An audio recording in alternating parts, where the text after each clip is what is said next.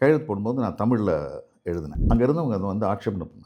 என்னோட அதிகாரியே வரணும்னா கூட என்னை கேட்டுட்டு தான் வரணும். நம்ம வேற ஒரு மொழியில் இருக்கிற ஒருத்தர்கிட்ட போய் நீங்கள் ஒரு மலையாளி மேடையில் பேசிட்டு கீழே இறங்கினா நீங்கள் நல்ல மலையாளம் பேசுனீங்கன்னு யாரும் சொல்லுவாங்களான்னு எனக்கு தெரியல. நல்ல தெலுங்கு பேசுனீங்க, ஏன்னா பேசணும். தமிழ் வந்து இன்றைக்கு உச்சம் தொட்டு இருக்கிறது.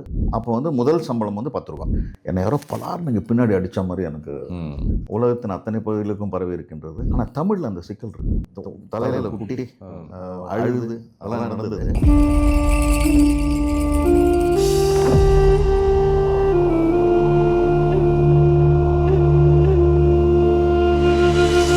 இப்போ ஒரு சிறப்பு நிகழ்ச்சி, தமிழ் எங்கள் உயிருக்கு நேர். இப்போது தமிழை பற்றி பெரிய இலக்கிய தமிழோ இல்லை பெரிய காப்பியங்கள் பற்றியோ நாம் இப்போ பேச போகிறதில்ல. ஒரு பாமரனின் பார்வையில் தமிழ் எப்படி இருக்கும், அவன் எப்படி தமிழை ரசிக்கிறான் அப்படிங்கிறத பேச போகிறோம். இந்த டாபிக் எடுத்த உடனே யாரை கூப்பிடலான்னு நான் நினச்சப்போ எனக்கு ஒருத்தர் ஞாபகத்துக்கு வந்தார். அவர் யார் அப்படின்னா எழுத்தாளர், பேச்சாளர், இயக்குனர், நடிகர், இப்படி எல்லா தன்மையும் பெற்றவர். எஸ்எஸ் இன்டர்நேஷ்னல் லைவ் அப்படிங்கிற ஒரு முக்கிய பொறுப்பில் இருக்கிறவர். இதுக்கு எல்லாத்துக்கும் மேலே உங்களுக்கு ஈஸியாக சொல்லணும்னா பொன்னியின் செல்வன் நாடகத்தை நடத்தினவர், காஞ்சி பெரியவருடைய நாடகம் நடத்தினவர், தெய்வத்துள் தெய்வம் அப்படிங்கிற ஒரு நாடகம், மிகப்பெரிய வெற்றி பெற்ற நாடகம், அது நடத்தினவர்.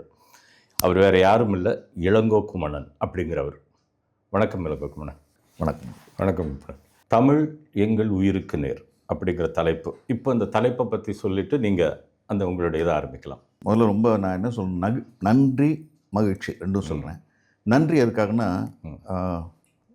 உயிருக்கு நேரான தமிழை முன்னிலைப்படுத்த வேண்டும், அதற்கு ஒரு முதன்மை கொடுக்க வேண்டும்ன்ற ஒரு எண்ணத்தோடு நீங்கள் தொடங்கி இருக்கக்கூடிய இந்த ஒரு நிகழ்ச்சி. மகிழ்ச்சி என்னென்னா, இந்த 2025லும் இன்றைக்கு வந்து நம்ம நவீன உலகத்தின் உச்சத்தில் இருக்கோம் அப்படின்னு பேசிகிட்டு இருக்கிற இந்த காலகட்டத்திலையும் தமிழையும் அந்த நவீனத்தோடு உட்படுத்தி நாம் வந்து அதை பேசிகிட்டே இருக்கிற ஒரு விஷயம் இருக்கு இல்லையா, அது ரொம்ப மகிழ்வான ஒரு விஷயம். தமிழ் பற்றி நிறைய பேர் நிறைய விதமாக பேசியிருக்காங்க. யாமறிந்த மொழிகளிலே தமிழ் மொழி போல் இனிதாவது எங்கும் காணும்னு பாரதியார் சொல்லியிருக்கார். ஆமாம், தேன் வந்து பாயுது காதனிலே, அது கூட இருக்கு, செந்தமிழ் நாடு என்னும் போதினிலே அப்படிங்கிறார். ஆனால் மொழியை பற்றி மொழி என்பது எனக்கு இனிதானது, மகிழ்வானது அப்படின்லாம் சொல்கிறது வந்து ஒரு இயல்பான உணர்ச்சி. மொழியோடு நெருங்கிய தொடர்புள்ள ஒருவர்கள் வந்து வெளிப்படுத்தக்கூடிய ஒரு பெரிய உணர்ச்சின்னு வச்சுப்போமே, அதீதமான உணர்ச்சி. ஆனால் நான் யோசிச்சு பார்க்குறேன், எப்படி வந்து உயிரோடு சேர்த்து தமிழை பேச முடியும். அதை பாரதிதாசன் பண்ணார். தமிழ் எங்கள் உயிருக்கு நேர் அப்படின்னார். அன்றைக்கு அவர் சொன்னதில் மிகப்பெரிய அர்த்தம் இருக்குது அப்படிங்கிறத இன்றைக்கும் நிரூபித்து கொண்டு இருக்கக்கூடிய ஒரு மொழி வந்து தமிழ் மொழி. ஏன்னா நான் புரிஞ்சுக்கிட்ட வரைக்கும், நான் அறிந்தவரை பிற மொழிகளையே தன்னுடைய பேராக வைத்திருக்கக்கூடியவர்கள் வந்து மனிதர்கள் இருக்காங்களான்னு எனக்கு தெரியல. ஆனால் தமிழ் மொழியில் மட்டும்தான் மொழியே பேராக இருக்கு. தமிழ்னு தொடங்குகிற பெயர்கள் நிறைய இருந்துகிட்டு இருக்கு, காலங்காலமாக இருந்துருக்கு. அப்போது ஒரு ஒரு ஒரு மனிதன் வந்து தன்னுடைய குழந்தைக்கு ஒரு பேர் வைக்கணும்னு நினைக்கும் போது அவனோட மனதில் உடனே வரக்கூடிய விஷயங்கள் அவனுடைய நம்பிக்கைகள் சார்ந்த விஷயங்கள், தெய்வங்களாக இருக்கலாம் அல்லது மற்ற ஆளுமைகளோட பெயர்களாக இருக்கலாம். ஆனால் மொழியோட பெயர் வருமா அப்படின்னு யோசித்து பார்த்தா அந்த சிறப்பு தமிழுக்கு மட்டும்தான் இருக்குன்னு நான் நினைக்கிறேன். அது ஒரு மிகப்பெரிய பெருமை தமிழுக்கு மட்டுமே இருக்கக்கூடிய பெருமைன்னு பேசலாம். இந்த நிகழ்ச்சிக்கு நீங்கள் என்ன கூப்பிட்ருக்கல, எனக்கு ஒரு மிகப்பெரிய ஒரு சந்தோஷம் என்னென்னா, நீங்களே முதல்ல சொன்ன மாதிரி நான் வந்து ஒரு பாமரனுடைய பிரதிநிதியாக நான் இந்த நிகழ்ச்சியில் பங்கெடுத்துக்கிறதுக்கு நான் வந்து மகிழ்ச்சி அடைகிறேன். நீங்கள் என்ன கேட்டபோது கூட நான் வந்து அதை ஒப்புக்கொண்டதுக்கு ஒரே காரணம் என்னென்னா, அமைப்பே அதுதான், இந்த நிகழ்ச்சியோட அமைப்பே அதுதான். தமிழில் வந்து பண்டிதர்கள் நிறைய பேர் இருக்காங்க. நான் துணிச்சலாக இதுக்கு ஒப்புக்கொண்டது காரணம் என்னென்னா, பண்டிதர்கள்கிட்ட இருந்த தமிழை பாமரர்கள் வரைக்கும் கொண்டு போய் சேர்த்த பெரியார்கள் நிறைய பேர் இருக்காங்க. ஸோ அவர்களை பின்பற்றி அவர்களுடைய வழித்தொட்டு அவர்களால் வளர்க்கப்பட்டு வளர்ந்து இன்று தமிழால் வாழ்ந்து கொண்டிருக்கக்கூடிய ஒரு பாமரன் என்ற வகையில் இந்த நிகழ்ச்சியில் பங்கேற்பதில் எனக்கு வந்து ஒரு கடமை இருக்குது, ஒரு தகுதியும் இருக்குன்னு நான் நம்புகிறேன். அதனால தான் நீங்கள் கூப்பிட்டோன்னு நான் அதை ஒத்துக்கிட்டேன். எனக்கும் தமிழுக்குமான உறவு அப்படிங்கிறது வந்து தொப்புள் கொடி உறவுன்னு சொல்லலாம். இது உண்மையிலேயே வெறும் ஒரு சம்பிரதாயமான வார்த்தையாக சொல்லலை நான், உண்மையான உறவு, ஒரு தொப்புள் கொடி உறவு. ஏன்னா என்னுடைய பாட்டனார், என்னுடைய தாத்தா டாக்டர் மா ராசமாணிக்கனார் அப்படிங்கிற தமிழறிஞர், கல்வி உலகம் தமிழ் உலகம் அறிந்த தமிழறிஞர் அவர். நீங்கள் பெரிய புராண ஆராய்ச்சி, பல்லவர் ஆராய்ச்சி, பத்துப்பாட்டு ஆராய்ச்சி, சோழர் வரலாறு, பல்லவர் வரலாறு, தமிழர் திருமணத்தில் தாலி, சாரி, ஆமாம். அப்புறம் வந்து சைவ சமயம் சித்தாந்தம், இப்படி பல நூல்கள் வந்து 100க்கும் மேற்பட்ட நூல்கள் அது எழுதிய மட்டும் இல்லை, அவரோட ஆராய்ச்சியினால தான் குமணன் இன்னைக்கு பல கோயில்கள் வெளியே வந்தது. சென்னையில் இருக்கக்கூடிய பிற மாநிலங்களில் இருக்கக்கூடிய கோயில்கள் எல்லாமே ஆமாம். ராசமாணிக்கனார் ஐயாவோட ஆராய்ச்சிக்கு பிறகுதான் வெளியே வந்தது. அப்பேற்பட்ட சிறப்பு மிக்க கல்வெட்டு ஆய்வில் ஆய்வில் மிகப்பெரிய குறிப்பிடத்தக்க ஒரு தமிழறிஞர். அவர் வந்து தன்னுடைய குடும்பத்தில் தன்னுடைய பிள்ளைகள் அத்தனை பேருக்கும் அவர் தமிழ் பெயர்களை தான் வைத்தார். அவருடைய மூத்த மகன் மாரா இளங்கோவன், அவர் தான் என்னுடைய தந்தையார். மாரா இளங்கோவன், மாரா வஞ்சிக்கோவன், இரா கலைக்கோவன், மாரா அரசு, மாரா தமிழரசி, மாரா சிவரசி, மாரா மங்கேற்கரசி, மாரா இசையரசின்னு அந்த அரச ஐயா தான் எங்களுடைய தமிழ் வாத்தியார். மாரா அரசு. மாரா அரசு. இதில் எல்லாருமே வந்து நான் இப்போ குறிப்பிட்ட அத்தனை பேருமே 8 பேருமே வந்து கல்வித்துறையில் உச்சம் தொட்டவர்கள். எல்லோருமே வந்து முனைவர் பட்டதாரிகள், தமிழோடு தொடர்புடையவர்கள். அதில் குறிப்பிட்ட ஒருத்தர் நான் சொல்லணும், இரா கலைக்கோவன். அவர் மருத்துவர், கண் மருத்துவர். திருச்சிராப்பள்ளியில் இருக்காங்க. ஆனால் அவங்க கண் மருத்துவர் படித்து கண் மருத்துவராக பணியாற்றி கொண்டு இருக்கும் பொழுதே கல்வெட்டு ஆய்வில் முனைவர் பட்ட ஆய்வு செய்தாங்க. அவர் முனைவர் கூட, இப்போ முனைவர் பட்ட ஆய்வாளர். அவர் வந்து டாக்டர் ராசமாணிக்கனார் கல்வெட்டு ஆராய்ச்சி மன்றம்னு ஒன்று வச்சு அது தொடர்பாக இன்னமும் அவர்கள் வந்து கல்வெட்டு ஆய்வு செய்து கொண்டிருக்காங்க. நீங்கள் இப்போ சொன்ன மாதிரி தாத்தா மூலமாக பல கோயில்களுடைய விஷயங்கள் வெளியில் வந்த மாதிரி இவர்கள் நடத்தி கொண்டிருக்கக்கூடிய இந்த கல்வெட்டு ஆராய்ச்சி மன்றம் மூலமாகவும் பல விஷயங்கள் வந்து வெளியில் வந்து அந்த சிற்பங்கள் எல்லாம் இன்றைக்கு வந்து திருச்சிராப்பள்ளியில் இருக்கக்கூடிய இதில் இருக்குது, கலையகத்தில் இருந்து பார்வைக்கு வந்து வச்சுருக்காங்க. ஸோ அந்த தொடர்பு அதில் இருந்துகிட்டே இருக்கு. அப்படி ஒரு பெரிய தொப்புள் கொடி உறவு இருந்ததுனால எனக்கு வந்து தமிழோட ஒரு நெருக்கமாக உண்டு. அதனால தான் என்னுடைய பெயர் வந்து இளங்கோ குமணன் அப்படின்னு எங்கள் அப்பா வந்து எனக்கு பெயர் வைத்தார். வைத்ததோடு மட்டும் இல்லாமல் ஓரளவுக்கு விஷயங்கள் தெரிய ஆரம்பித்த போது அந்த பெயருக்கான அர்த்தத்தை எங்கள் தகப்பனார் சொல்லிக் கொடுத்தார். உனக்கு இளங்கோ குமணன் பேர் வச்சுருக்கோம், குமணன். இந்த குமணன்னா யார் நீ தெரிஞ்சுக்கணும். ஏன்னா உனக்காக வச்சுருக்க பேர், நாளைக்கு உன்னை எல்லாரும் கூப்பிடுவாங்க. அப்போ உன் பேருக்கு அர்த்தம் என்னன்னு யாராவது கேட்டால் நீ தெரியலன்னு சொல்லக்கூடாது. இந்த குமணன்ற பேர் அந்த விளக்கத்தை சொன்னார். அப்போது தமிழ் மொழிக்காக ஒரு புலவர் வந்து உங்களுடைய தம்பி, இப்போ நாட்டை ஆண்டு கொண்டிருக்கக்கூடிய அரசன், உங்களுடைய தலையை கொண்டு வந்து கொடுத்தால் எனக்கு இவ்வளோ பொற்காசுகள் தரேன் அப்படின்னு அறிவிக்கிறாரு. நான் இப்போ உங்ககிட்ட வந்திருக்கேன், நீங்கள் என்ன சொல்கிறீங்கன்னு கேட்குறாரு. அப்போ தம்பியினுடைய சதியால் காட்டிற்கு புரட்டப்பட்ட அந்த அண்ணன் குமணன் என்ற மன்னன், என்னுடைய தலையை கொண்டு போவதால் உங்களுக்கு வந்து உங்களுடைய வறுமை தீரும் என்றால், தமிழ் புலவரான உங்களுடைய வறுமை தீரும் என்றால் என் தலையை நான் தருகின்றேன் என்று வாள் எடுத்து தலையை செய்வக்கொள்ள போகும்பொழுது அந்த புலவர் தடுத்து, நீங்கள் அப்படி செய்யக்கூடாது, நீங்கள் இருங்க நான் இதை பார்த்துக்கிறேன் அப்படின்ட்டு அவர் ஒரு வாழை மரத்தை வெட்டி அந்த வாழை மரத்தில் குமணனுடைய முகம் மாதிரியே செய்து அதை கொண்டு போய் தன்னுடைய அரசன்கிட்ட காமிக்கிறார். நீங்கள் கேட்டிங்க, உங்கள் அண்ணனோட தலையை கொண்டு வந்துட்டேன், எனக்கு போகிறது. அண்ணன் தலையை கொண்டு வா, நான் உனக்கு பணம் கொடுக்குறேன்னு சொன்ன அந்த இளங்குமணன் அந்த தலையை பார்த்த உடனே மனசு மாதிரி கதறி அழறார். ஐயோ நான் தப்பு பண்ணிட்டேன். அப்புறம் பிறகு அந்த புலவர் சொல்கிறாரு, அண்ணன் இருக்கார். அப்போ தமிழுக்கு தலை கொடுத்த குமணன் அப்படின்னு பேர். அப்போ இந்த கதையை கேட்டதுக்கு நாளில் இருந்தே எனக்கு வந்து ஒரு சின்ன ஒரு எண்ணம் இருந்தது, விருப்பம் இருந்தது. அப்புறம் காலம் வளர வளர நான் வந்து அதை வந்து ஒரு கடமையாக மாற்றிக்கிட்டேன்.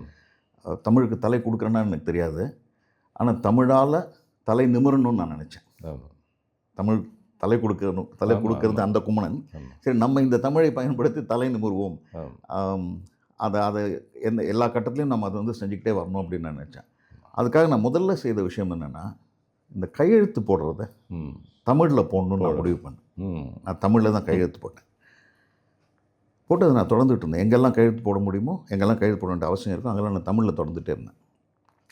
அது வந்து அது ஒரு சாதாரணமான செயலாக தான் நான் நினைத்தேன். எனக்கு இயல்பாக நான் தமிழன், நான் என் பேர் தமிழ் பேர், என் தமிழ் குடும்பம், எங்கள் அப்பா எனக்கு அந்த பேருக்கான விளக்கத்தை சொல்லியிருக்காரு, அதனால் நம்ம தமிழில் கையெழுத்து போட்டுருக்கேன். ஆனால் அது ஒரு மிகப்பெரிய செயல்ன்றதை நான் எப்போ புரிஞ்சுக்கிட்டேன்னா, என்னுடைய 53வது வயசில் புரிஞ்சுக்கிட்டேன். நான் என்னோடய 10 வயசுலேயும் செஞ்சுட்டுருக்கிற விஷயம். நான் 10 வயசில் கையெழுத்து போட்டிருக்கேன். ஓகே. ஏன் போட்டிருக்கேன்னா, நான் வந்து என்னுடைய 7 வயசு 8 வயசுலேருந்து அகில இந்திய வானொலியில் சிறு நடிகனாக வந்து சிறு வயது நடிகனாக நான் நடிச்சிருக்கேன். அப்போ என் பேர்லேயே வந்து செக் கொடுப்பாங்க, அது கையெழுத்து கேட்பாங்க. அப்போவே நான் வந்து அது மாதிரி போட்டிருக்கேன். இல்லை, அதுக்கும் காரணம் தமிழ் நல்லா பேசுகிறதுக்காக. ஆமாம், அந்த தமிழுக்காக தான் அப்படியே தான் உள்ளே போனது.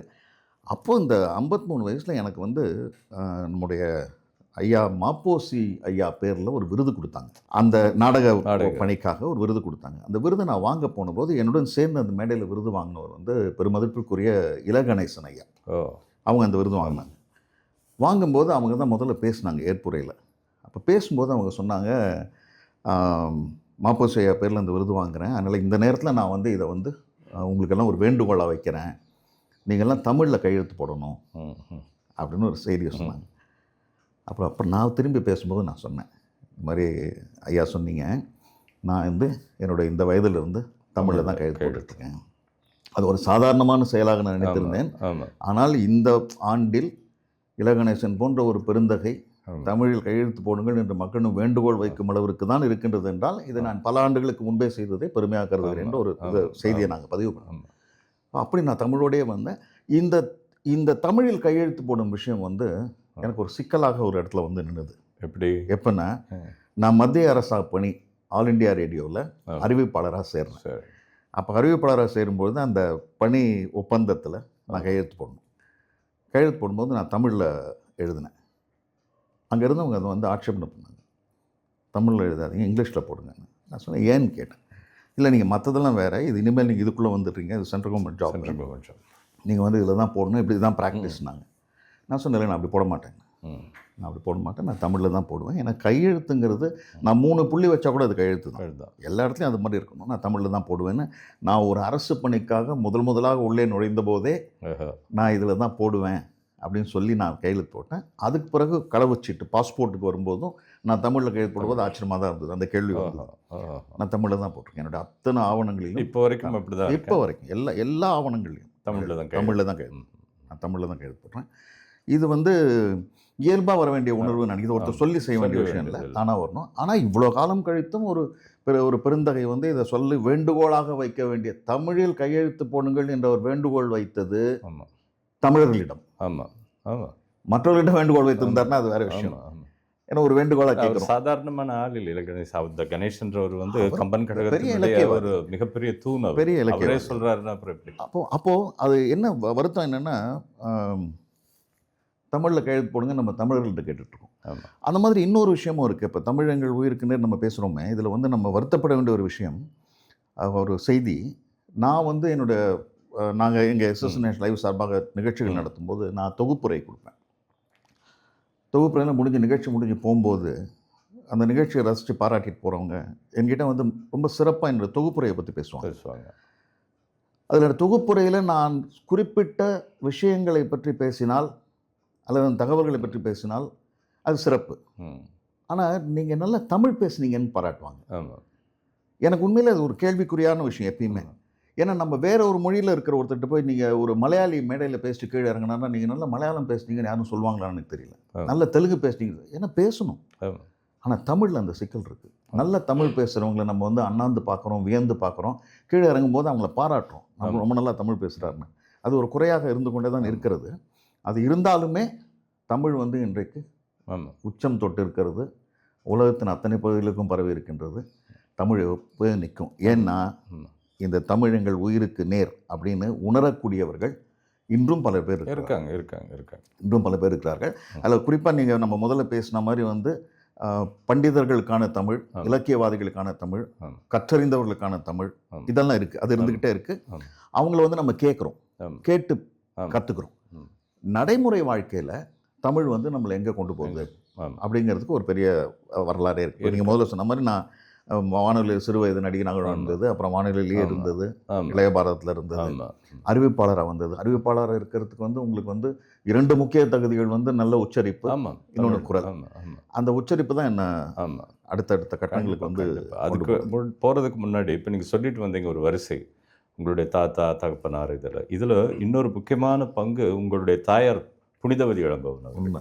அவங்க வந்து முக்கியம் இதில். ஏன்னா அந்த தமிழை கடைசி வரைக்கும் நான் அவங்க இறக்கம் தருவாய் முன்னாடி நான் பார்த்தப்போ கூட அவங்க தமிழால் வாழ்த்தினாங்க, தமிழை பேசிக்கிட்டே இருந்தாங்க. ஸோ உங்கள் தாயும் ஒரு முக்கிய காரணம். ஆமாம், வானொலியை பொறுத்து என்னுடைய இந்த வாழ்க்கைக்கு வந்து என்னோடய தாய் தான் காரணம். ஏன்னா வானொலிக்கு அவங்க தான் என்னை கொண்டு போனாங்க. அப்போது இந்த ஒரு வானொலியில் வந்து நாடகங்கள் எழுதும்போது கதாசிரியர்கள் வந்து கதைக்கு தேவையாக இருந்தால் 10 வயது சிறுவன் எழுதிடுவாங்க. அந்த சிறு வயது குழந்தைகள் கிடைக்கிறது கஷ்டம். கஷ்டம். அப்போ இவங்க என்ன பண்ணுவாங்க, உங்களுக்கு தெரிஞ்ச உங்கள் வீட்டில் யாராவது இருக்காங்களா, உங்கள் வீட்டில் யாராவது இருக்காங்களா அப்படின்னு கேட்டு அவங்கள கூட்டிகிட்டு வர சொல்லி நடிக்க வைப்பாங்க. அப்படி நான் போனவன் தான் நான் உள்ள போனபோது நான் வந்து 71 நினைக்கிறேன், 71 11 வயது. அப்போ வந்து முதல் சம்பளம் வந்து 10 ரூபா. மிகப்பெரிய அனுபவம். வானொலிங்கிறது ஒரு பெரிய கலைக்கூடம். சுகி சுப்பிரமணியம் ஐயா அவர்களுடைய இயக்கத்தில் முதலமைச்சர் ராஜாஜினுடைய திக்கற்ற பார்வதி அப்படிங்கிற ஒரு நாடகம், அதை வந்து நாடகமாக்கின போது அந்த நாடகத்தில் நான் நடித்தேன். ஒரு கதாபாத்திரம், ஒரு கடிதம், அந்த பார்வதிக்கு அவருடைய கடிதத்தை படிக்கக்கூடியவர். அப்போ எனக்கு சுகி சுப்பிரமணியம் ஐயா வந்து சொல்லி கொடுத்தாரு, எப்படி படிக்கணும், தமிழை எந்த இடத்துல நிறுத்தி எந்த இடத்துல சொல்லணும். அந்த வயதில் நான் தவறு செய்தேன். அவர் வந்து என்னை தலையில் குட்டி அழுது அதெல்லாம் நடந்தது. முடிச்சுட்டு போகும்போது எங்கள் அம்மா வந்து என்னை கூட்டிகிட்டு போக வந்தபோது அவர் சொன்னார், இந்த மாதிரி வீட்டுக்கு போய் அவன் சொல்லுவான் என்னை பற்றி, நான் தலையில் கூட்டினேன்னு நானே சொல்லிடுறேன், நான் அவன் தலையில் கூட்டினேன், தப்பாக படித்தான்னு அப்படின்னு எங்கள் அம்மா சொன்னாங்க. இந்த மோதிர கையால் குட்டுன்னுவாங்கல்ல, அதை அவன் வாங்கியிருக்கான், எனக்கு சந்தோஷம் அப்படின்னு எங்கள் அம்மா சொன்னாங்க. உண்மையிலே அது மோதிர கை குட்டு தான். ஏன்னா அன்றைக்கு அவர் கையால் குட்டப்பட்ட பிறகு தமிழை உச்சரிக்கும் போது எவ்வளோ கவனமாக இருக்கணும் அப்படிங்கிறதுல வந்து நான் கவனமாக இருந்தேன். இன்றைய வரைக்கும் தட்டி கொடுத்துருக்காரு, தமிழை நல்லா பேசுன்னு தட்டி கொடுத்துருக்கு இன்றைய வரைக்கும். இன்னொன்று, எனக்கு இப்போ பொது மேடையில் பேசுகிறோம், தப்பாக பேசுகிறோன்னு எதிர்க்க இருக்கிறவங்க உடனே அதை வந்து சொல்லுவாங்க, கவனிப்பாங்க. நம்ம கொஞ்சம் அவமானமாக உணர்வோம். இது நடக்கும். இப்போ நான் பேட்டி கொடுத்துட்ருக்கேன், இதில் நான் தமிழை தவறாக பேசிட்டேன்னா எனக்கு வருத்தமாக இருக்கும். ஏன்னா பல கோடி பேர் பார்த்துட்ருக்காங்க, நீங்கள் இருக்கீங்க, எதிர்க்க எல்லாரும் இருக்காங்க. ஆனால் நான் அறிவிப்பாளராக இருந்தபோது நீங்கள் பார்த்தீங்கன்னா இந்த அளவு தான், ஒரு சின்ன அறை. அந்த அறைக்குள்ளே நான் மட்டும்தான் இருப்பேன். யாராவது வரணுன்னா கூட, என்னோடய அதிகாரியே வரணுன்னா கூட என்னை கேட்டுட்டு தான் வரணும். ஏன்னா நான் லைவில் போயிட்டு இருக்கும்போது வந்துட்டான்னு அதனால் வெயிட் பண்ணி தான் வருவாங்க, அந்த கண்ணாடி வழியாக பார்த்துட்டு. அப்போ நான் தான் அந்த இடத்துல. அப்படி நான் அறிவிக்கும் போது ஏதாவது தவறு நடந்துட்டால் அப்போ அந்த காலத்தில் ரேடியோவில் என்ன சொல்லுவோம், உடனே மன்னிக்கவும் அப்படின்ட்டு மறுபடியும் தவறுக்கு வருந்துகிறோம் அப்படின்னு சொல்லுவோம். அதுக்கப்புறம் அது என்ன ஆகும்னு கேட்டிங்கன்னா, அந்த தவறுக்கான தண்டனைன்றது எனக்கு பின்னாடி என்ன வரும்னா, என்னோடய அதிகாரிகள் என்னை விசாரித்து நான் சொல்கிற பதில்கள் அவங்களுக்கு திருப்தியாக இல்லைன்னா அதுக்கு அவங்க வந்து எனக்கு ஒரு மெமோ கொடுப்பாங்க. மெமோ என்று சொல்லப்படுற ஒரு சார்ட் ஷீட் கொடுப்பாங்க. இதெல்லாம் அப்புறம். ஆனால் நான் அங்கே உட்காந்து நான் ஒலிபரிக்கில் பேசும்பொழுது ஏதாவது எனக்கு நாக்கு பிழன்ற ஏதாவது ஒரு தவறு வந்து உச்சரிப்பு வந்துட்டா, என்னை யாரோ பலார் நீங்கள் பின்னாடி அடித்த மாதிரி எனக்கு ஒரு உணர்வு வரும். ஏன்னா அதை அவ்வளோ பேர் கேட்டுட்ருக்காங்க, லட்சக்கணக்கான பேர் கேட்டுட்ருக்காங்க. ஏன்னா அவன் இப்படி உளறிட்டானே அப்படின்னு நினச்சிருவாங்களோ அப்படிங்கிற ஒரு பயம். ஏன்னா தமிழ் சரியாக பேசணும் அப்படிங்கிற. அப்படி நடந்திருக்கா? பேசி இருக்கும்போது ஏதாவது தவறுகள் ஏற்பட்டிருக்கா? அதை எப்படி சமாளிச்சிருக்கீங்க?